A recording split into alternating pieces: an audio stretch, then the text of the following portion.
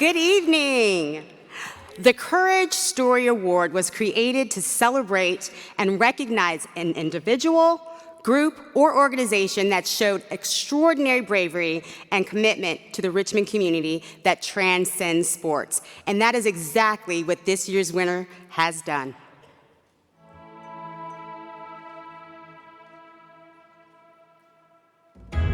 Growing up the daughter of phys ed teachers, being active was never a problem for Sue Henneberry.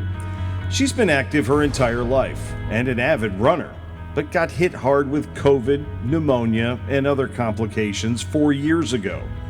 Because of a previous autoimmune disorder, her leg became numb and threatened not just her mobility, but her overall health. She had to make the difficult decision to have it amputated, which turned out to be one of the best choices she's ever made. Sue's health immediately began to rebound, and with the help of the folks from Sportable, found her way back to an active lifestyle. Disabilities will never outweigh your ability. And to me, I've lived that. And it is that middle finger saying, nope, not gonna let you do the best of me.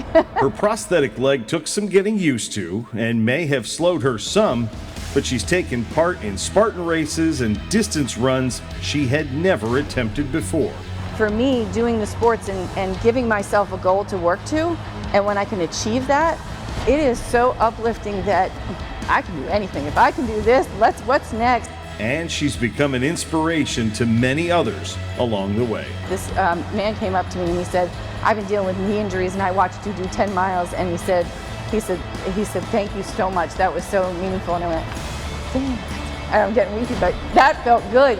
We have one life to live, and you've got to strive to have it the best it can possibly be, and live it to the best potential you have.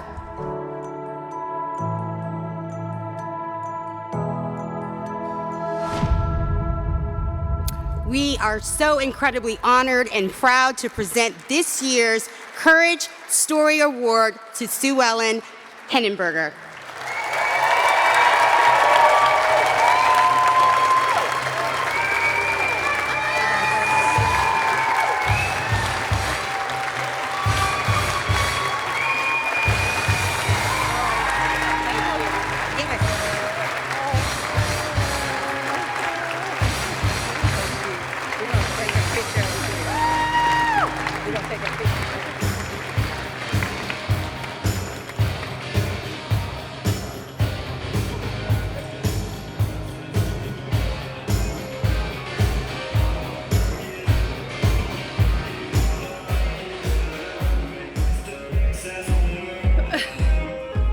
It's got to flip. There we go. I got to flip.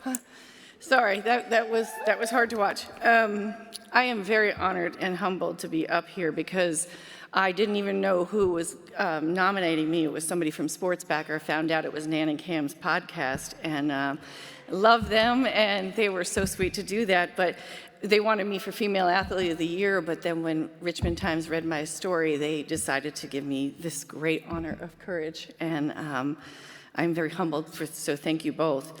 For me, courage has always meant the willingness to attempt something or to something challenging.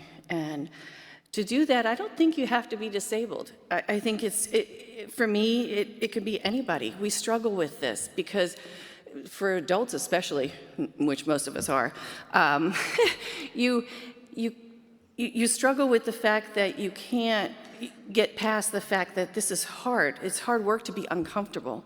And to be uncomfortable is the only way you find that courage, whether it be relationships that you're trying to build or get rid of, or employment, or any of this, whether it's a diet, quite frankly, sports events. The challenge of being able to try and do a marathon was crazy in itself, but yes, it takes that courage. So I definitely appreciate that because it comes from self, and you have to have that drive within you. But for me, I have great encouragement. For me, I have to say it means the world to me that 2 of my children are here with me today, Colleen and Megan, and her fiance, Brody, and then my best friends, Jackie and Scott Smith. I have to say that there's probably people watching today, friends and family are far, but that means the world to me is to have them. The other encouragement I get is from so many people in this RVA community, and that comes from the Gates Center when I started PT to my wonderful family of Sportable and all the activities I've done with them, from Beyond Boundaries and Therapeutic Adventures, Marathon Training Team, Go Skittles. Yoo-hoo. And then Lucky Road, who helped me with my good foot to get me some great sneakers. And then especially Joe Sullivan, who helped me with my leg because I'm forever changing. I can't thank him enough. I have mentors, I think all of us do as sports athletes, and Carol Baker and Robin Yoder, they're amputees themselves, and they introduced me to amputee support groups, and those people in that group just mean the world to me, and I love them all. I think they're watching tonight. So all of you that have helped me find the courage within myself to be able to take these challenges and try things like the bike rides and everything I have done this year, I have to say thank you so much to so many people. Because finally, after all this time, 50 plus years in the making, a little bit of therapy involved, I am now say I'm very, very proud of myself. Not just for what I've done and an accomplishment, but for who I am.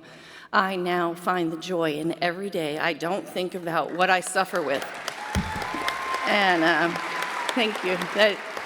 It's so important. So if anything that I can say that I thank you all, because I finally found my confidence again in doing all of this from the courage that I found to be able to go out and do hard things.